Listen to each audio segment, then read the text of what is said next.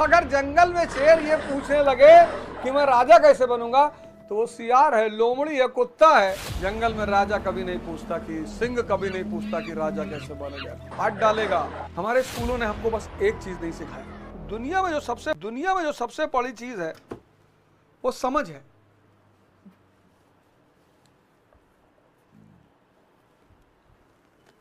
Clive,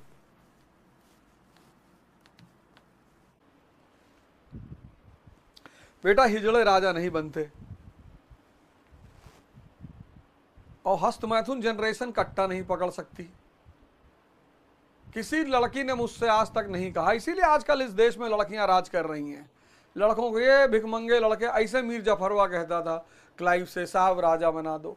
जैसे तुम हमसे कह रहे हो, ऐसे ही मीर जफरवा, मीर कासिम, ऐसे ही हिजड़ों ने इस देश पे कब्जा करवा दिया। साहब कट्टा नहीं मिल रहा है। महमूद गजनी मारा तो पटक पटक के, महमूद गजनी मारा, फिर वो कौन मारा, मोहम्मद गौरी मारा, फिर एक और कई सारे 4-5 लोग हैं। तुम ही लोग गए होगे बाबूजी कट्टा दिलवा दो, मारा होगा 2-3 हाथ खींच के। ये जो नपुंसकता की एक वो है ना श्रृंखला, पुरुष ये पूछेगा कि मुझे राजा के, जंगल में शेर पूछेगा कि मैं राजा कैसे बनूंगा। अगर जंगल में शेर ये पूछने लगे कि मैं राजा कैसे बनूंगा, तो वो सियार है, लोमड़ी है, कुत्ता है।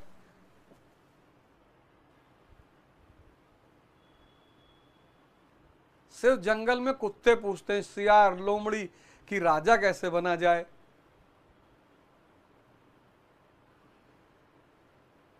जंगल में राजा कभी नहीं पूछता कि, सिंह कभी नहीं पूछता कि राजा कैसे बना जाए, फाड़ डालेगा। ऐसे वो हिजड़ा रहा होगा मीर जाफरवा,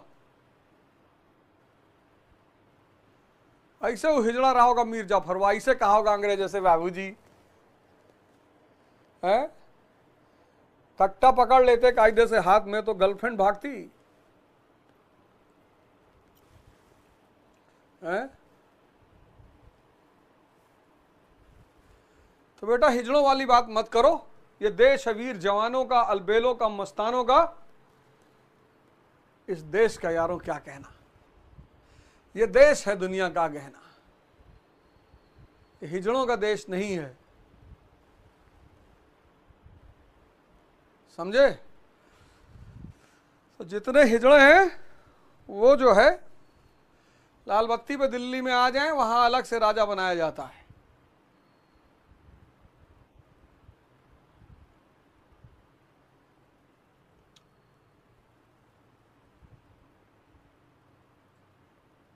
देखो देखो, अब अगर तुम ये डायग्राम बना लिए होगे, अगर तुमने डायग्राम बना के और इसको डाइजेस्ट कर लिया होगा,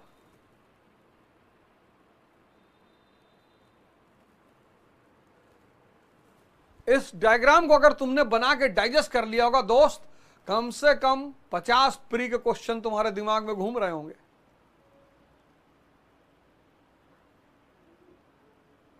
50, कम से कम 50 प्री के क्वेश्चन तुम्हारे अंदर घूम रहे होंगे, और कम से कम तुम 10 मेंस का आंसर लिख सकते हो।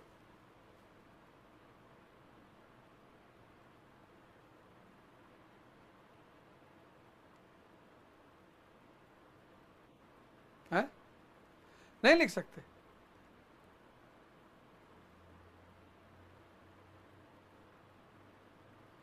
ऐसे इसको हजम किया कि नहीं किए। और हजम करने का सबसे प्यारा तरीका क्या है, किसी को समझाओ यार, किसी को पढ़ाओ, किसी की मदद करो।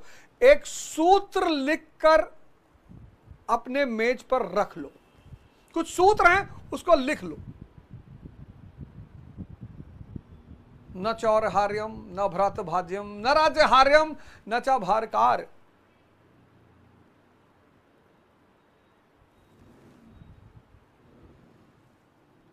न भ्रात भाज्यम न चौरहार्यम न राज्यहार्यम न च भारकार। वे करते वर्धते, जितना खर्च करोगे उतना बढ़ेगा। वे करते वर्धते ओम नित्यम, रोज विद्या धनम सर्वधनम प्रधानम।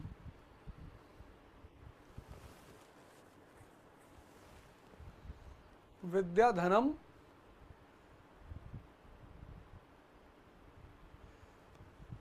सर्वधनम प्रधानम। सर जी हर छोटी सी छोटी चीज से डर लगता है, क्या करें? अरे यार, अरे यार, तुम लोग का कमेंट पढ़ के इतना हमको हंसी आता है ना। अरे चंदन शर्मा, किसी को मत ढूंढो, काहे ढूंढ रहे हो? दिल ढूंढता है फिर वही फुर्सत के रात और दिन। हैं? कहाँ ढूंढ रहे हो चंदन शर्मा? यार ध्यान इधर लगाओ। हमने किसी से नहीं मांगा, जहां ज्ञान बह रहा था हम लेते चले गए, हमने किसी से कुछ नहीं मांगा। हम रैंचो की तरह है, जहां बह रहा है वहां जाके उठा के निकल गए। ना हमने किसी से कहा, इतनी खुद की दम पैदा कर लिया है।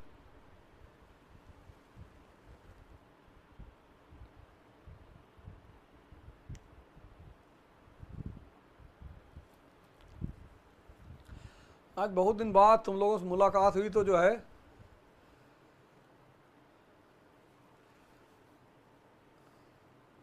जय हिंद लिखो सिर्फ, यहां पे और कुछ मत लिखा करो। ना जय श्री राम, ना जय भीम, ये सब कुछ मत लिखा करो। ये राष्ट्रवादियों का मंच है। ना हर हर महादेव, ना जय महाकाल, ये सब कुछ मत लिखा करो। तुम हिंदू हो अपने घर में हो, मुसलमान हो अपने घर में हो, तुम दलित हो अपने घर में हो, तुम ब्राह्मण हो अपने घर में हो। जब मेरे मंच पे आके पढ़ रहे हो तो तुम सिर्फ हिंदुस्तानी हो। नहीं यार, आज थोड़ा सा मजा भी आ रहा, काफी दिन से मुलाकात नहीं हुई तो मैंने कहा थोड़ा कमेंट देखने में मजा आता। बेटा ऐसा मत करो कि सर कमेंट मत पढ़िए, आप पढ़ाइए, हमको भी थोड़ा मजा लेने का अधिकार है यार। हैं?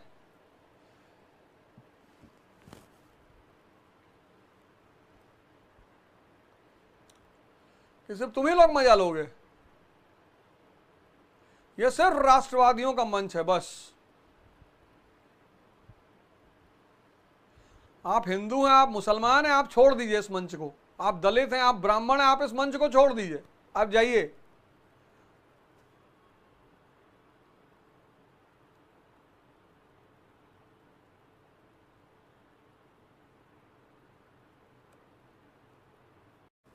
अब बेचारा रिक्शा वाला टैक्स दे सकता है? नहीं दे सकता है, क्योंकि जितना कमाता है पर दिन उतना उसके ऊपर खर्चा हो जाता है। जितना वो कमाता है उतना उसके ऊपर खर्चा हो जाता है। तो क्षमता नहीं है, क्षमता भी नहीं है और आवश्यकता भी नहीं है। आवश्यकता क्यों नहीं है? क्वेश्चन मार्क लगाओ। क्योंकि ट्राइब को चलाना है। ट्राइब यानी परिवार, फैमिली। तो यहां पर तुमको प्रशासनिक संरचना नहीं मिलेगी। देखो खेल, कहते हैं ना, किसी सिद्धांत को अगर समझ गए और फिर उसको लगा। मैथ में यार हम यही तो करते थे। मैथ में हम करते क्या थे? हम किसी फार्मूले को समझते थे और फिर उसी फार्मूले के बेस पे सारे क्वेश्चन सॉल्व करते थे।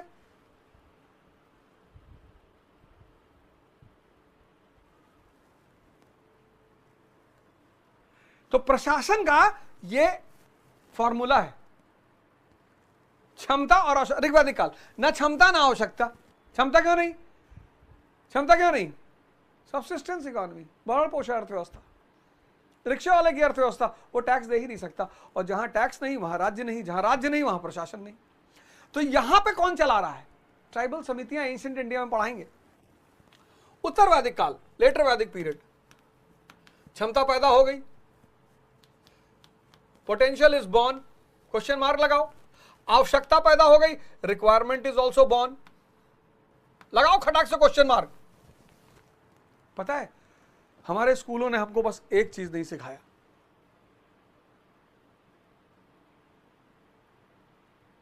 ये क्वेश्चन मार्क लगाना। सो गया दिमाग।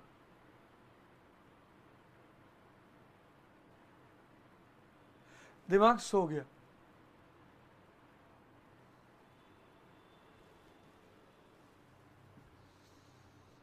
सो गया दिमाग, खत्म हो गया।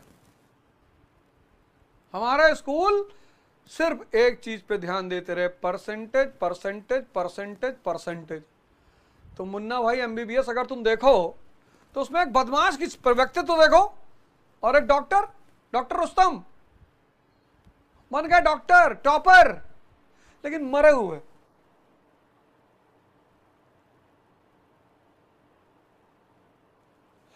बन गए टॉपर, मेडिकल के टॉपर, लेकिन व्यक्तित्व तो नहीं है, क्षमता नहीं है।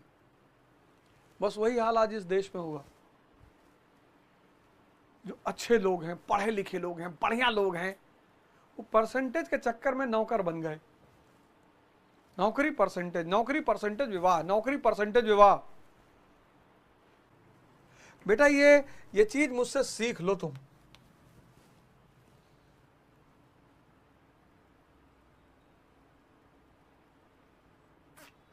ये चीज हमसे सीख लो।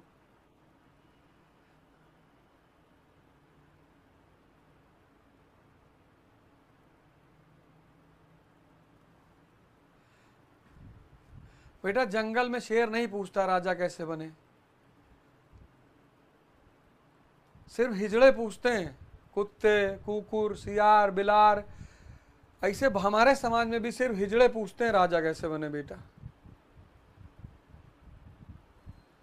आओ, जैसे जंगल में सिर्फ कुकुर, सियार ये सब पूछते हैं कि राजा कैसे बने, ऐसे मानव समाज में भी बेटा तुम राजा पैदा हुए हो। बेटा हमारी नजर में तुम राजा ही हो। प्रश्न पूछ के जेंडर क्यों चेंज कर रहे हो?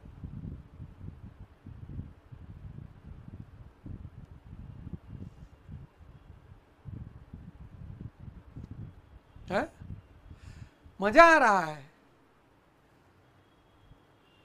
एक दिन तो यार देखेंगे ही तुम्हारा उस पे। वही मैंने कहा ये देश हिजड़ों का देश कैसे हो गया? इस देश का युवा ये सवाल कैसे कह सकता है, जिसके पैदा होते ही माँ ने रोली। अब माँ से भी जाके पूछो, तुम्हारी अम्मा ने भी तो बचपन में तुमको लोरी सुनाई थी, राजा बेटा सो जा, क्योंकि वो जानती थी कि तुम राजा पैदा हुए हो। उसको क्या पता था कि तुम हिजड़ा पैदा हुए हो, कि तुम बड़े हो गए लोगों से पूछोगे भैया राजा कैसे बने।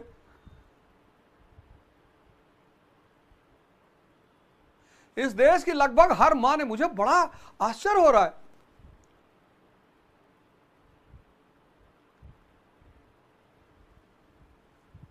कि इस देश में, जिस देश में माएं अपने बच्चे को पैदा होते ही राजा बेटा कहती हैं, वो राजा बेटा किसी से पूछ रहा है राजा कैसे बने।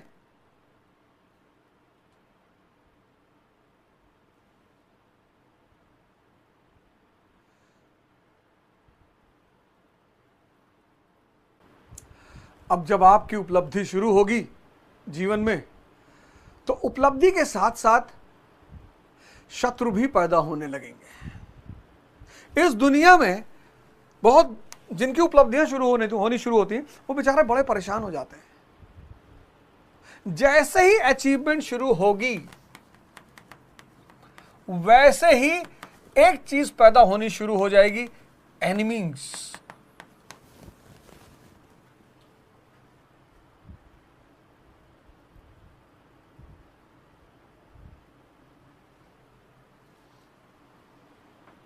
अभी रिक्शा वाला कुछ आगे यहां पढ़ाने लगे, कोई आएगा ही नहीं, कोई देखने ही नहीं आएगा, गाली देने की तो बात ही अलग है। इससे व्यक्ति बहुत घबराता है। जिसके भी जीवन में अचीवमेंट शुरू होती है, उसके जीवन में यह स्वतः पैदा होने लगते हैं। तुम्हारा 10th में 99%, 12th में 99%, तुम गौर करना, तुमसे नफरत करने वाले बहुत पैदा हो जाएंगे। और तुम्हारे घर में, सबसे ज्यादा तुम्हारे घर में, और दुआ करना शुरू कर देंगे, भगवान एक बार गिरा दो भगवान। मैंने कहा ना कि अचीवमेंट की एक बहुत बड़ा नेगेटिव पहलू है। कभी कभी मैं सोचता हूं, ये जितने भी बड़े बड़े राजनेता हैं, बड़े बड़े कलाकार हैं, से हर आदमी को लगता है कि यार मुझे बड़ा बनना चाहिए, लेकिन जब वो बड़ा बनता है और जब पहला हमला झेलता है,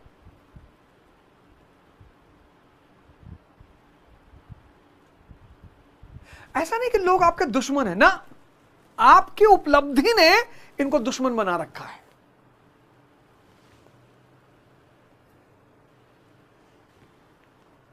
और अब तो खैर पैसा मिलता है, अब तो बहुत सारे आईटी सेल्स हैं, जो लड़के हैं जो हायर करते हैं, भाई 20,000 रुपया तो लिखो इनके बारे में। आज से 20 साल पहले किसी की बुराई होती थी, वो जमीन में गड़ जाता था। अब तो बुराई होना उपलब्धि है। कह रहे भैया ट्रोल हो रहे हैं, बोले अच्छा नाम चल रहा है, हाँ भैया। और हर 24 घंटे में ट्रोलिंग का मुद्दा बदल जाता है। तो दूध उबलता है ना, ऐसे ही ट्रोलिंग है, लेकिन उसमें कुछ नए लोग बहुत परेशान हो जाते हैं, मतलब हिल जाते हैं अंदर से। कई बार तो लोग मर गए, सुसाइड कर लिया, समझ ही नहीं पाए। मुझे लगा कि यार ये क्या हो गया यार, ये मेरे खिलाफ क्या लिखा जा रहा है। अब जब दुश्मन पैदा होते हैं तो वो आपकी कुछ बातों को निकालते हैं, जैसे कि अवध ओझा पढ़ाता नहीं है। बिल्कुल ये बात एकदम सही है, इस बात में 4 लाख% सच्चाई है। 5 लाख क्यों पढ़ाएं? 12 साल स्कूल में पढ़े और 4 साल ग्रेजुएशन, 3 साल, 15-16 साल पढ़ के जब आते हो राजेंद्र नगर तैयारी करने, जो भी माँ बाप मुझे देख रहे हैं, जो भी माँ बाप, मैं सारे माँ बापों से निवेदन करता हूं कि आप अपने बच्चे को लेकर कम से एक बार हमसे मिलने आइए, ऐसे ही मिलने आइए। दिल्ली में आईएएस का एडमिशन कराने से पहले, कहीं भी कराइए, दिल्ली में अपने बच्चे का आईएएस में एडमिशन कराने से पहले आप एक बार Awadh Ojha classes, Pusa road, 3rd floor, Kalyan jewellers के ऊपर, एक बार हमसे मिलने जरूर आइए। और मैं दिखा दूंगा कि 90% लोगों ने जो पढ़ाई की वो बेकार। वो 1 साल यहां भी पढ़ लेंगे। जब 16 साल पढ़ के पढ़ाई से कुछ नहीं मिला तो यहां पढ़ के क्या बिगाड़ लेंगे। 4 साल से राजेंद्र नगर में, 5 साल से, 6 साल से, 7 साल से, और भारत के कुछ शहरों में तो स्टोन एज से, पाषाण काल। पूछो कब से पढ़ रहे हो जी? पूरा पाषाण से। कितना पढ़ोगे भैया? मतलब जितने भी पेरेंट्स मुझे देख रहे हैं, मैं सबसे हाथ जोड़ के, आप कहीं भी एडमिशन कराइए, कहीं भी, लेकिन मैं बता दूंगा, काउंसलिंग कर दूंगा कि देखो आपके बच्चे की किस चीज की आवश्यकता है। अब समय बदल गया। बताओ, इस देश में जब बच्चा पैदा होता है तो उसकी माँ उसे राजा बेटा कहती है। ये इस देश के माँओं की खासियत है। मुझे दया आती है उन माँओं पे जिनके बेटे पूछ रहे हैं कि राजा कैसे बने। कितना धक्का लगेगा उन माँओं को अगर पता चले कि हिजड़ा पैदा हो गया, ये घूम घूम के लोगों से पूछ रहा है कि राजा कैसे बने।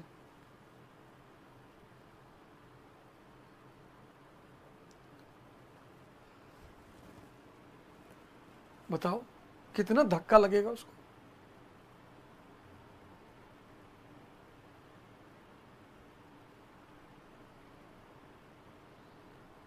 मतलब हमको YouTube के कमेंट्स देख के पता है, ऐसा नहीं कि मुझे बुरा लग रहा था, मुझे मजा आ रहा था कि देखो यार, मुझे ऐसा लग रहा था कि यार ये तैमूर आए होंगे ना, ऐसे छत से चढ़ के कोई गाली दे दिया होगा।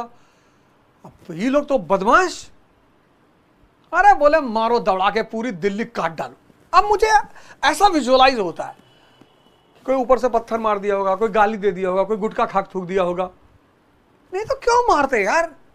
वो महमूद गजनी लगातार भारत आता था, लूटता था, जाता, आता था जाता था, आता था जाता था, पता नहीं कहां खो गए ये सब। वही मैं देख रहा था कि बताओ यार, हम तो पढ़ाएंगे,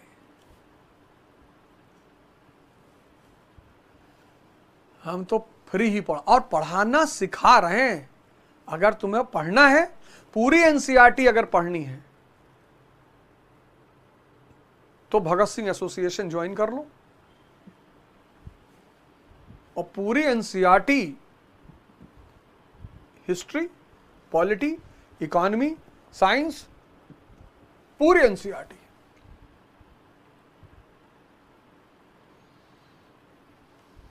तुमको एक सीमित कीमत पे मिल जाएगी। पढ़ना सीखना है कि पढ़ते कैसे हैं, तो मेरा ये प्रोग्राम है और ये प्रोग्राम कयामत तक चलेगा। पहले बता दे रहा हूं, यहां ये सब आके रायता मत फैलाना। कोर्स 4 साल चलेगा, 40 साल कोर्स पूरा कराने थोड़ी आए हुए।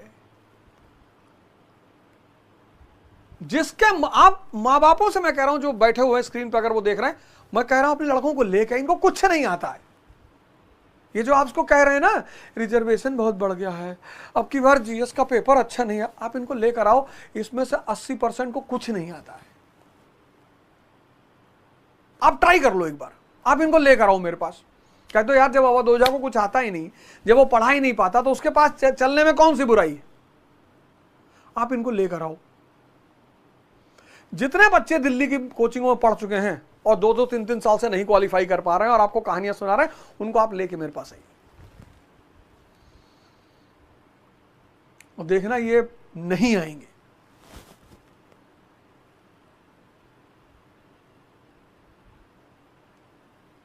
इनको लेकर आइए आप, उसकी कोई फीस नहीं, उसकी कोई फीस नहीं, फ्री।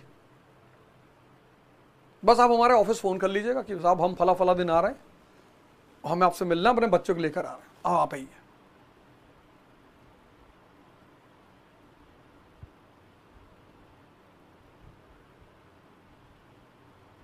तैयारी मतलब पढ़ाई नहीं होती। ये देखो,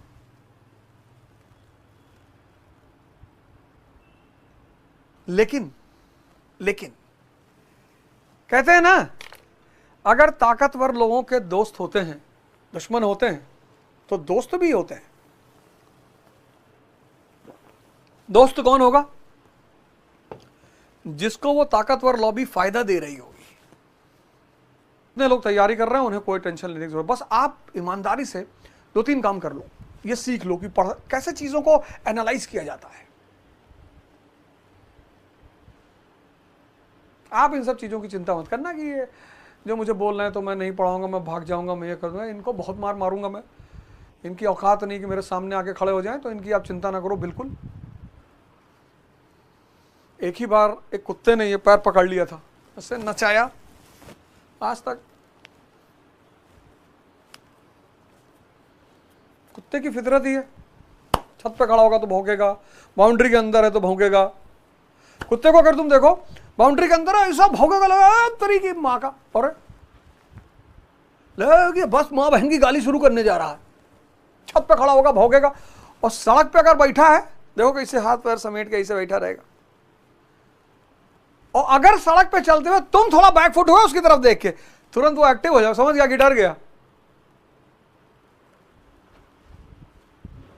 कुत्ते की फितरत है, कुछ अनायास भौंकना उसकी फितरत है। एक आदमी मोहल्ले में आया, कूड़ा पीन रहा है, उस पर भौंक रहा है।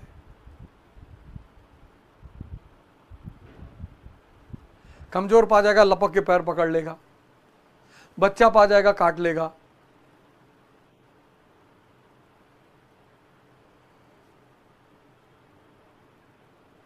सब कुछ जैसे हम केमिस्ट्री में पढ़ते नहीं, केमिकल प्रॉपर्टीज, फिजिकल प्रॉपर्टीज, वैसे इनकी प्रॉपर्टी होती है।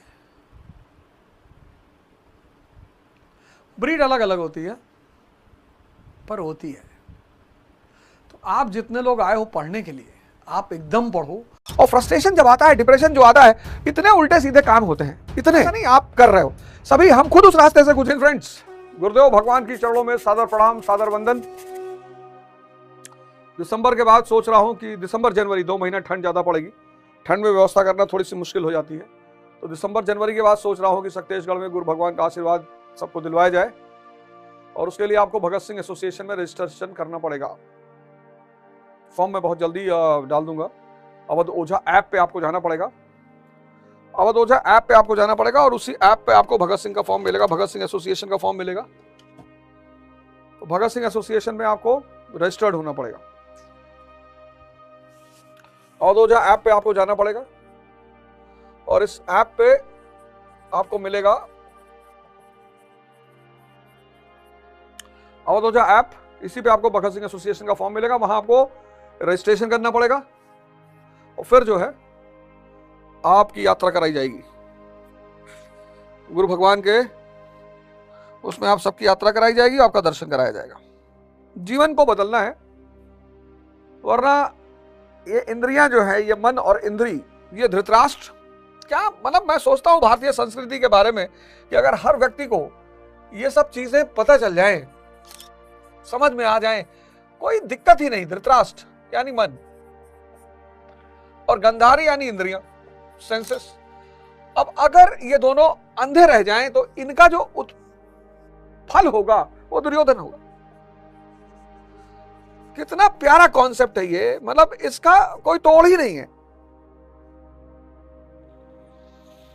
मन और इंद्रियां अगर अंधा है, आप में से देखो आप कितने लोग, हम कितना परेशान रहे यार, दूसरे को क्या कहें, बहुत रोए, बहुत परेशान रहे, बहुत जूझे। कोई कहे सिगरेट पी लो कंसंट्रेशन बढ़ जाएगा, कोई कहे तंबाकू खा लो कंसंट्रेशन बढ़ जाएगा। हर अंधा दूसरे अंधे को रास्ता दिखा रहा था। और फ्रस्ट्रेशन जब आता है, डिप्रेशन जो आता है, इतने उल्टे सीधे काम होते हैं, इतने, ऐसा नहीं आप कर रहे हो, सभी हम खुद उस रास्ते से गुजरे हैं। वो तो कहो उस वक्त फोटोग्राफी नहीं थी, वीडियो रील नहीं बनती थी, तो पता नहीं कितनी रील बन जाएगी होती, तो पता नहीं कितनी रील बन जाती और क्या होता। ऐसा नहीं है, हर हीरा कोयले से होकर गुजरता है। बहुत कम अपवाद होते हैं, दुनिया में जितने भी हीरा होगा वो सब कोयला ही रहा होगा। इसलिए हम सारे लोग ये कह ही नहीं सकते, ये मतलब नियम है, ये नियम है, हीरे का निर्माण कोयले से ही होगा। तो आप कोयले की स्थिति में हैं मान लीजिए, और आप संकट में हैं, परेशान हैं, आप साधना शुरू करिए। सुबह 5 बजे मैं ध्यान करा ही रहा हूं, आइए हमारे ध्यान के सेशन में। 5 बजे सुबह ध्यान में करा रहा हूं, आप आइए।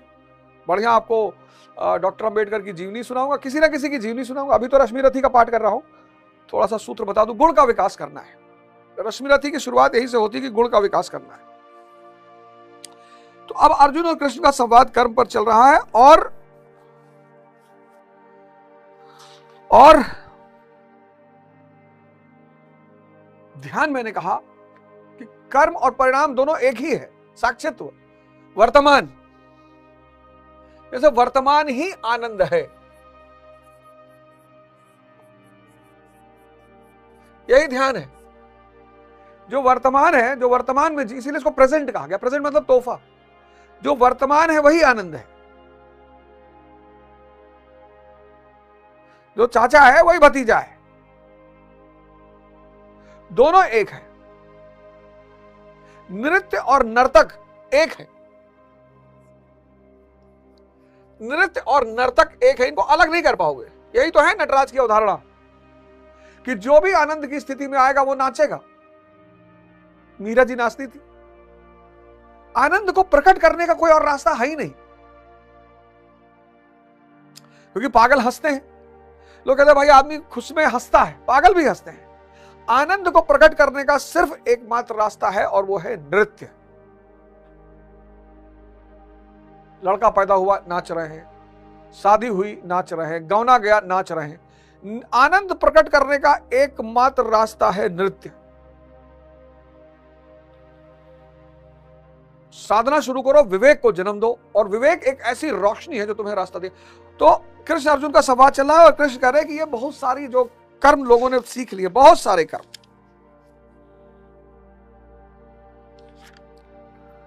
क्योंकि ध्यान अक्रिया है।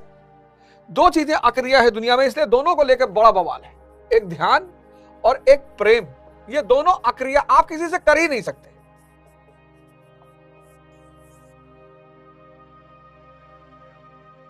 मां के अंदर बेटे बेटी के लिए प्रेम है, उसे करना थोड़ी है। जब तुम किसी के पास बहुत स्वच्छ भाव से जाते हो, उसको आनंद मिलता है। यही प्रेम है। वो अंदर की भाव स्थिति होना बहुत जरूरी है। इसीलिए झूठे प्रेमियों को कहना पड़ता है, तोहफा देना पड़ता है। और जो भजन बना वो यही है कि भाव के भूखे हैं भगवान, भाव के भूखे हैं भगवान। सुदामा उसका सबसे बड़ा एग्जाम्पल है। ये दोनों अक्रिया है। इसलिए दुनिया में 90% लोग, 98 में बोलूं तो ज्यादा अतिशयोक्ति नहीं होगी, इन दोनों को लेकर बहुत भ्रम में और बहुत परेशान है, और इन्हीं को के चक्कर में बड़ी सारी क्रियाएं पैदा करती।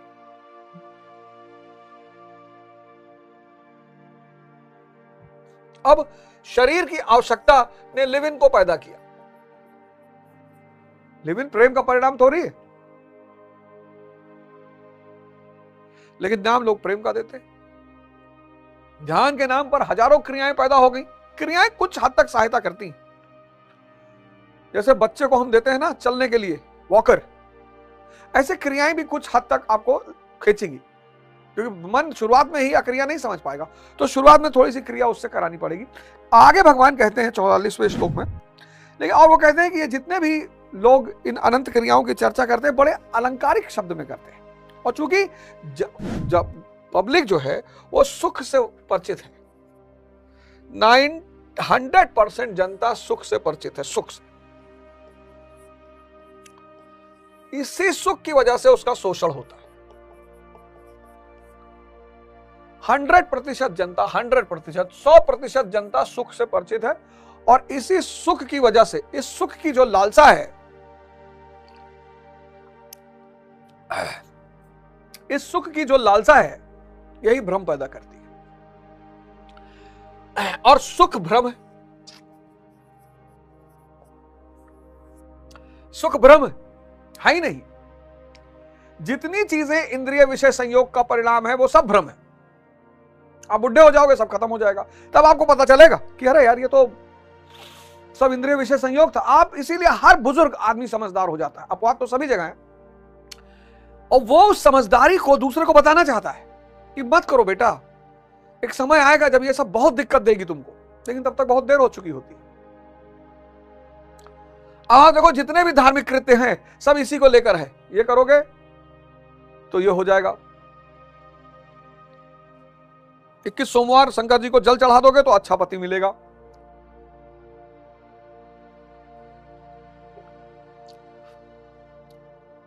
अब वो किसी ना किसी बहाने, उद्देश्य हालांकि अच्छा है, उद्देश्य बड़ा अच्छा है, उद्देश्य में कोई बुराई नहीं है। सत्यनारायण का पाठ है, उद्देश्य में कोई बुराई नहीं है। किसी बहाने मोहल्ले के 10 लोग आ गए हैं, पाठ हो रहा है, एक पॉजिटिविटी चल रही है, लेकिन परमात्मा की प्राप्ति इन सब क्रियाओं से नहीं होगी। वो सारी क्रियाओं के पार है। नहीं तो ये राजा महाराजा पूंजीपति ये खरीद लिए होते परमात्मा को, ये परमात्मा को खरीद लिए होते। तो आदमी के इसी सुख के कारण उसका शोषण होता है, सभी करते हैं। आदमी का सारा शोषण इसकी कामना छोड़ दे, शोषण खत्म।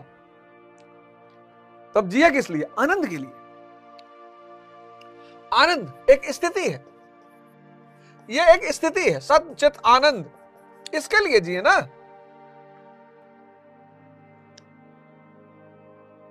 यह एक स्थिति है, सद चित आनंद। चित सत्य की अवस्था में, सत्य की अवस्था में, विचार शून्य, कोई विचार नहीं।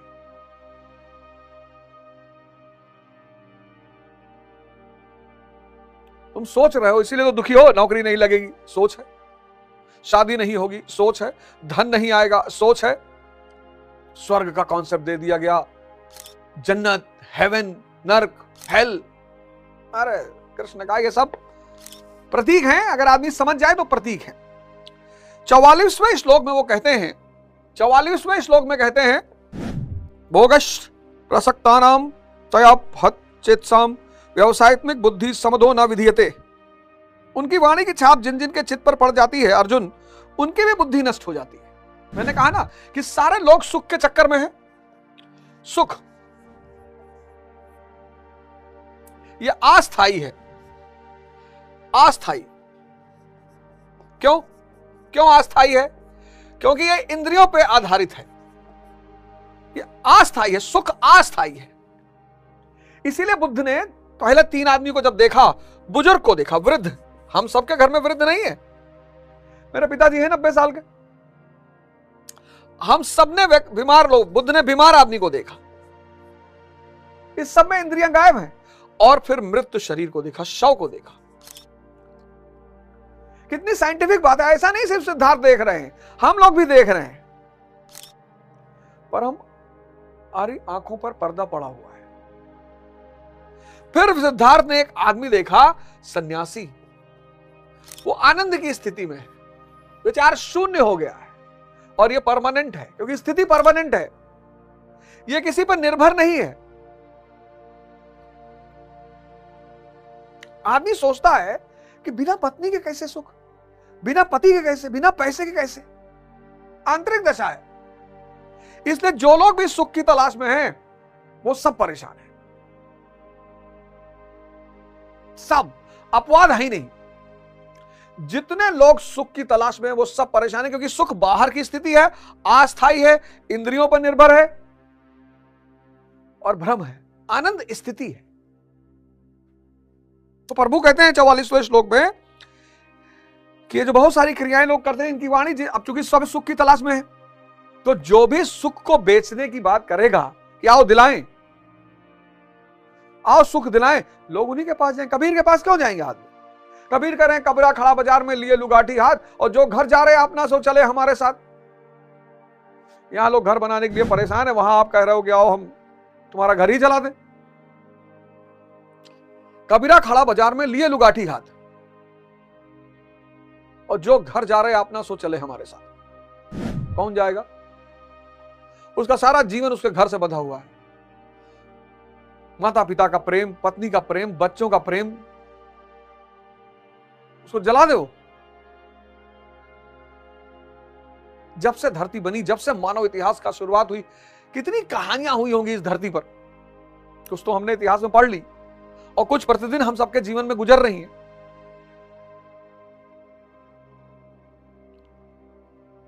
हमारी नानी थी, बेचारी चली गई, फिर दोबारा कभी नहीं आई। 25 दिसंबर 2000 आई ही नहीं। तो कृष्ण कहते हैं कि उनकी भी बुद्धि नष्ट हो जाती है, क्योंकि सभी सुख के तलाश में है, और आदमी को इसके बारे में, आनंद के बारे में कोई झलक ही नहीं है। कुछ दिखाई पड़े तो आदमी को लगे, सुख दिखाई पड़ता है। सुख की खास बात यह है कि यह दिखाई पड़ता है, आनंद दिखाई नहीं पड़ता। बस है, आंख बंद किए मस्ती में है, कौन जाने मस्ती में है कि क्या है। आनंद दूसरे पर निर्भर नहीं है, आनंद स्थायी है, और आनंद अदृश्य है। कौन रिस्क ले? और आनंद का शुरुआती चरण, सुख का शुरुआती चरण बड़ा मजेदार है। मजे से ही शुरुआत होती है सुख की। आनंद इसके विपरीत, आनंद अस्थायी है। आरंभिक चरण दर्द वाला है, दूसरे पर निर्भर नहीं है, और अदृश्य है।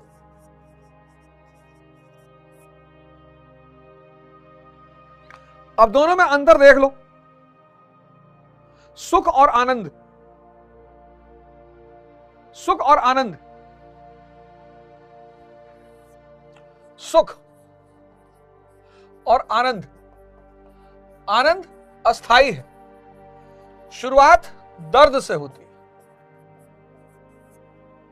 दूसरे पर निर्भर नहीं है,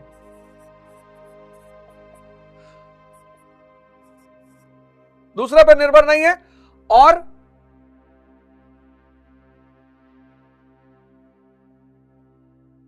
अदृश्य है। अदृश्य है, दिखाई नहीं पड़ता। सुख दृश्य है, अस्थाई है। क्यों? क्योंकि इंद्रियों पर निर्भर है, दृश्य है, और शुरुआत मजे से, शुरुआत मजे से। जैसे अब मिठाई अगर खाओगे तो मजा आएगा, लेकिन बाद में शुगर बढ़ा देगा, शरीर के बाकी अंगों को परेशान करेगा।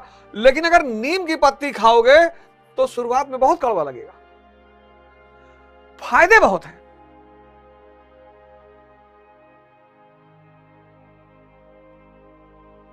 इस चार्ट का फोटो बना खींच के रख लो। अब चूंकि लोगों को सुख बेचा जा सकता है, आनंद बेचा नहीं जा सकता।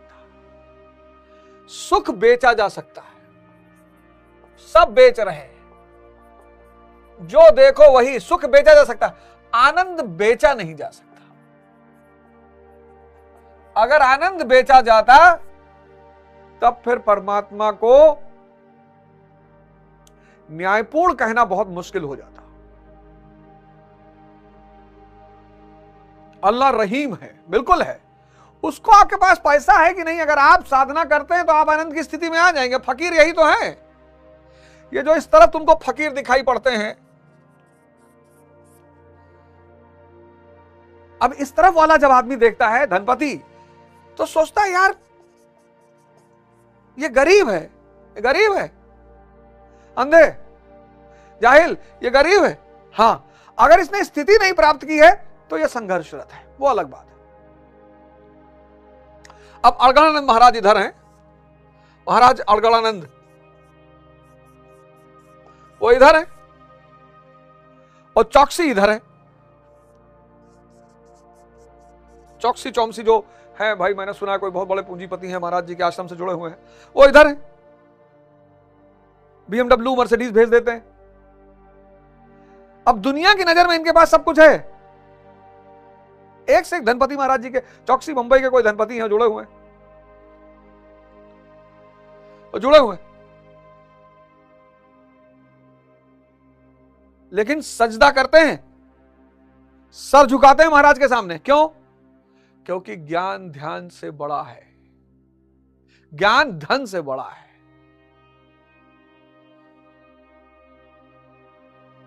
महाराज की आवाज चाहिए ही नहीं। आज वो कहते हैं हम अपनी मर्सिडीज ले जाओ, ले जाओ, दे दो, ले जाओ। इस डायग्राम को बनाकर अपने दीवार पे कहीं सामने लिखा लो। इसमें मेहनत करनी पड़ती है और वो मेहनत आदमी को जर्जर कर देती है। इसमें साधना करना पड़ता है। लगती है मेहनत टाइप की, लेकिन मजा बहुत आता है एक समय के बाद। इसलिए इसके बेचने वाले बहुत हैं, इसके बेचने वाले बहुत हैं। ये कट डालो, ये क्रिया कट डालो, ऐसा कट डालो, और सब किए जा रहे हैं। तो कुछ लोगों को सुख मिल भी जाता है, ऐसा नहीं कि नहीं मिलता है, लेकिन सुख अस्थाई है। मान लो मिल भी गया, ये ख्वाबों ख्यालों की दुनिया, ये दुनिया अगर मिल भी जाए तो क्या है, क्योंकि अंततः छूट जानी है। तो वही कृष्ण अर्जुन से कहते हैं कि उस वाणी द्वारा हरे हुए चित्त वालों के और भोग ऐश्वर्य में आसक्ति वाले पुरुषों के अंतःकरण में क्रियात्मिका बुद्धि नहीं रह जाती। इष्ट में समाधिस्थ करने वाली निश्चयात्मक क्रिया उनमें नहीं होती। ऐसे अविवेकियों की वाणी सुनता कौन है? भोग और ऐश्वर्य में आसक्ति वाले ही सुनते हैं, अधिकारी नहीं सुनता। आप नहीं सुनोगे क्योंकि आपको पिक्चर दिखाई पड़ रही है कि अस्थाई है। शुरुआत तो मजे से होगा, अंत बहुत बुरा होगा, आईसीयू में होगा। इसका अंत कहां पे होगा? इसका अंत होगा समाधि में। इसका अंत कहां पे होगा? आईसीयू में। वही नर्क है। ये स्वर्ग है, वो नर्क है। इसका अंत होगा समाधि में। मैं एक बार बैठा हुआ था आश्रम में, तो महाराज जी कहे कि हम अपनी मृत्यु को 2 साल आगे बढ़ा दिए। हम थे, आशीष महाराज थे, और कई सारे दीपक बाबा थे, और कई सारे महाराज लोग थे। तो बोले कि अभी अभी मुश्किल से 3-4-5 महीने की पहले की बात है, कहे हम अपनी मृत्यु को 2 साल आगे बढ़ा दिए। इनकी औकात है? महाराज 2 साल 20 साल आगे बढ़ा दे, 50 साल, कहे हम जाएंगे ही नहीं। ऐसे पुरुषों में सम और आदि तत्व में प्रवेश दिलाने वाली निश्चयात्मक क्रिया से संयुक्त बुद्धि नहीं होती। विवेक, यहां विवेक, इस ग्रुप के पास क्या है? विवेक है। विवेक ही रोशनी है, विवेक के सहारे ही माया से लड़ सकते हो। यहां विवेक का अभाव है। जिस दिन विवेक जाग जाएगा बस माया कमजोर पड़ जाएगी, क्योंकि विवेक रोशनी है, अंधकार को रहने नहीं देगा। सेक्स में अगर आनंद होता तो सारे बुजुर्ग नाच रहे होते, जवानी भर किए हैं। इंद्रियों में अगर आनंद होता तो सारे बुजुर्ग, सब बुजुर्ग निराश, हताश, बहुसंख्यक। इंद्रियां खत्म, सुख खत्म। अब इंद्रियां खत्म, सुख खत्म, और यहां परमानंद। न गुरुवो न शिष्यम न बंधु न मित्रम, शिवानंद चिदानंद स्वरूपा शिवोहम शिवोहम। प्रश्न उठता है कि वेद वादारता, जो वेद के वचनों से अनुरुक्त हैं, क्या वे भी भूल करते हैं? इस पर श्री कृष्ण कहते हैं, 45वां श्लोक, त्रिगुण विषया वेदा निस्त्रय गुणयो भाव अर्जुन, निर्द्वंद नित्य सत्वस्थो निर्योग क्षेम आत्मना। कहते हैं अर्जुन, त्रिगुण विषया वेदा, वेदों तीनों गुणों तक ही प्रकाश डालते हैं, सत्व रज तम। वेद जो है वो 3 गुणों तक प्रकाश डालते हैं, बस सत्व रज तम। कि मनुष्य इन 3 गुणों से बंधा हुआ है, सत रज तम। कोई ना कोई तो इंडिकेशन करेगा ना भाई। तो वेद इंडिकेटर है। वेद के आगे ले जाने वाला गुरु।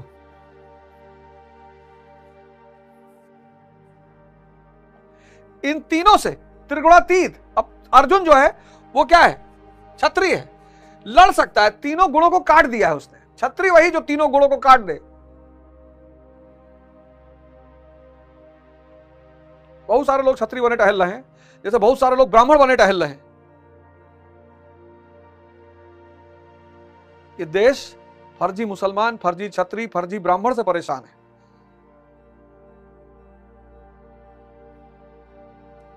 ये देश और किसी चीज से नहीं परेशान है। ये देश फर्जी मुसलमान, 5 रुपए के सिक्के पैर रख के खड़े हैं, कह रहे मुसलमान है। ब्राह्मण देने की स्थिति में, मांगेगा थोड़ी, कोई कुछ दे जाए। महाराज जी ब्राह्मण है, कोई आता है प्रवचन कथा सुनने तो कहते हैं पैसा रख दो, कोई दे गया उसकी मर्जी। महाराज खुद ही दिन भर सबको बांटते रहते हैं, जो आता है उसी को बांट रहे हैं। एक से एक अधिकारी, नेता, पूंजीपति आश्रम में आके हाथ जोड़े खड़े रहते, बाबूजी सबको दे रहे हैं, किसी से उनका भेदभाव नहीं है। कोई उनसे मिले ना मिले वो अलग बात, कोई उनसे मिले ना मिले अलग बात। जो लोग नहीं मिल पाते वो कृपया करके कभी निराश ना हो कि हमें कुछ नहीं मिला। अगर आपने उनका प्रवचन बैठ के सुना है तो आपको उन लोगों से ज्यादा मिला है जो उनसे मिल के जा रहे हैं। गारंटी बता रहा हूं, आप जब भी उनका प्रवचन सुने आंख बंद कर लें, मोबाइल बंद कर लें, आपस में एक दूसरे से बात ना करें। आप इतना लेकर जाएंगे कि आपको अंदाजा नहीं हो पाएगा। ये जो आप आपस में बात करते रहते हैं, मोबाइल से फोटो खींचते रहते हैं, इसी से आपको कुछ मिल नहीं पाता, क्योंकि वो धारा बह रही होती और धारा को रिसीव करने के लिए ध्यान चाहिए, तभी वो राधा बनेगी। और आप अध्यान की स्थिति में बैठे रहते हो। आप लोग निराश हो गए, गुरु महाराज से मुलाकात, सबसे मिले वो। आप क्या समझते हो, वो जो लोग अंदर जाके मिल लेते सब कुछ उनको मिलता? कुछ नहीं। क्या मिल गया? महाराज जी भी सोचते हैं कि अब आए, चलो भैया दे दो, एक डब्बा दे दो, मिठाई दे दो, खा ले। आपको भी तो प्रसाद मिलता है, आपको भी तो भंडारा मिलता है। गुरु भगवान किसी के साथ अन्याय नहीं करते, सबको देकर विदा करते हैं, और सबसे ज्यादा उसको देते हैं जो उनसे मिल नहीं पाता। ये बड़े राज की बात है। आप ना ले पाओ वो एक अलग बात है। तो ये क्षत्रिय हो गया, तीनों गुणों को काटने की क्षमता। अब सिर्फ गुरु ही आगे पार करा सकता है, क्योंकि वेद यहां पर आकर चुप हो जाते हैं। कैसे बढ़ा जाए? तू तीनों गुणों से ऊपर उठ, अर्थात वेदों के कार्य क्षेत्र से आगे बढ़। कैसे बढ़ा जाए? इस पर श्री कृष्ण कहते हैं, निर्द्वंद, सुख दुख के द्वंद्वों से रहित, नित्य सत्य वस्तु में स्थित और योग क्षेम को ना चाहते हुआ आत्मपरायण हो। जो गुरु की स्थिति है उसको देख, सपने से ऊपर उठ जा, इच्छा से ऊपर उठ जा, विषमताओं से ऊपर उठ जा, द्वंद्व से ऊपर उठ जा। इच्छा काया, इच्छा माया, इच्छा जग उपजाया। इच्छा खत्म, जग खत्म। इच्छा काया, इच्छा माया, इच्छा जग उपजाया। इच्छा खत्म, जग खत्म। तो भगवान कह रहे हैं कि तू सपने से ऊपर उठ जा, इच्छा से ऊपर उठ जा, द्वंद्व से ऊपर उठ जा, विषमताओं से ऊपर उठ जा। यही सब तो मन की क्वालिटियां हैं, हैं?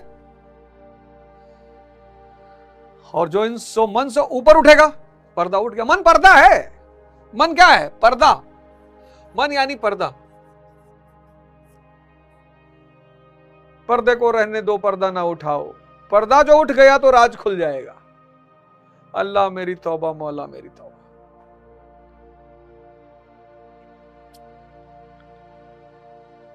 ये मन पर्दा है।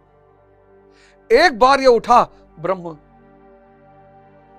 इसके बाद बोलने की क्षमता नहीं है। वो स्वानुभूति है। सारा खेल इसको गायब करने में, इस पर्दे को उठाने में। उसके बाद जो भी है वो स्वानुभूति है, अवर्णनीय है, इसका वर्णन ही नहीं किया जा सकता।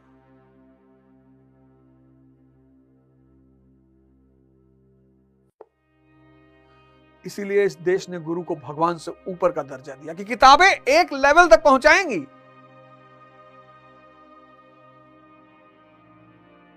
किताबें, पुस्तकें एक लेवल तक पहुंचाएंगी, बस। उसके बाद अंतिम चरण में गुरु ही नदी पार कराएगा। गुरु गोविंद दो खड़े ताके लागू पाए, और बलिहारी गुरु आपने गोविंद दियो बताए। सुबह 5 बजे से ध्यान करा रहे हैं इसी चैनल पर। आओ 5 बजे सब।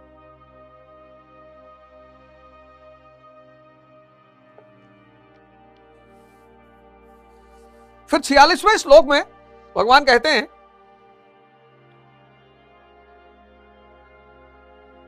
यवनार्थ उत्पाने सर्वता संप्लुप्त दोदगे तवरा सर्वेषु वेदशा ब्राह्मणस्य विजानता। सब ओर से परिपूर्ण जलाशय के प्राप्त होने पर मनुष्य का छोटे जलाशय से जितना प्रयोजन रहता है, अच्छी प्रकार ब्रह्म को जानने वाले ब्राह्मणों का वेदों से उतना ही प्रयोजन रहता है। समंदर मिल गया, नदी मिल गई, बह रही है धारा। नदी मिल गई, नदी मिल गई। अब कुआं, लेकिन कुएं ने कुछ दिन तो साथ निभाया है ना। कुएं का भी सम्मान है, इसने भी कुछ दिन तक साथ निभाया है। कुछ रास्ता इसने भी तय कराया है, कुछ इशारा इसने भी किया है। इसलिए हम इस देश में किताब जब पैर से लग जाती तो उठा कर यहाँ लगाते। किताबें विवेक पैदा करने का सबसे शक्तिशाली माध्यम है। किताब से जुड़ो। डॉक्टर अंबेडकर की जीवनी सुनाने जा रहा हूं सुबह 5 बजे वाले शो में। ध्यान, योग, बस। वहां कुछ पढ़ा नहीं रहा हूं सुबह 5 बजे, लेकिन डॉक्टर अंबेडकर की जीवनी सुनाने जा रहा हूं सुबह 5 बजे। अरे सुनोगे जीवनी, रोने लगोगे। गुण पर आधारित, गुण पर। अब जिसको नदी मिल गई वो कुएं को तो छोड़ ही देगा, लेकिन ससम्मान छोड़ेगा। जो ब्राह्मण हो गया, 46वां श्लोक। तात्पर्य यह है कि जो वेदों से ऊपर उठता है वह ब्रह्म को जानता, वही ब्राह्मण। अर्थात तू वेदों से ऊपर उठ, ब्राह्मण बन। अर्जुन क्षत्रिय था, श्री कृष्ण कहते हैं कि ब्राह्मण बन। ब्राह्मण, क्षत्रिय इत्यादि वर्ण स्वभाव की क्षमताओं के नाम है, कर्म प्रधान है। और जिस दिन ये दोबारा कर्म प्रधान हो जाएंगे, ये देश महान हो जाएगा। ना कि जन्म से निर्धारित होने वाली कोई रूढ़ी, जिससे गंगा की धारा प्राप्त है, उसे क्षुद्र जलाशय से क्या प्रयोजन। उनका उपयोग, वहीं से चर्चा आरंभ होगी। इशारा, इनका भी उपयोग है। इशारा, कौतूहल, जिज्ञासा, यही पैदा करते हैं। एक भूमिका इनकी भी है। इसके उपरांत योगेश्वर श्री कृष्ण कर्म करते समय बरतते जाने वाली सावधानियों का प्रतिपादन करते हैं। अगला जो श्लोक है बहुत क्रांतिकारी, 47वां जो श्लोक है बहुत क्रांतिकारी। बहुत सारे लोग इसकी चर्चा करते हैं। कर्मण्येवाधिकारस्ते मा फलेषु कदाचन। लेकिन इस श्लोक की हम अगले एपिसोड में चर्चा करेंगे। जीवन को बदलिए, इस दुष्चक्र से बाहर आइए। ये जो आज पूंजीवाद, इसका लास्ट पॉइंट तो मैं बताना भूल ही गया। ये जो भी पूंजीवाद से चिपके हुए हैं वो सुख की तलाश में है। पूंजीवाद बड़ी प्यारी चीज है, ऐसा नहीं है बड़ी प्यारी, लेकिन बेहोशों के लिए बहुत खतरनाक। और ये अध्यात्मवाद,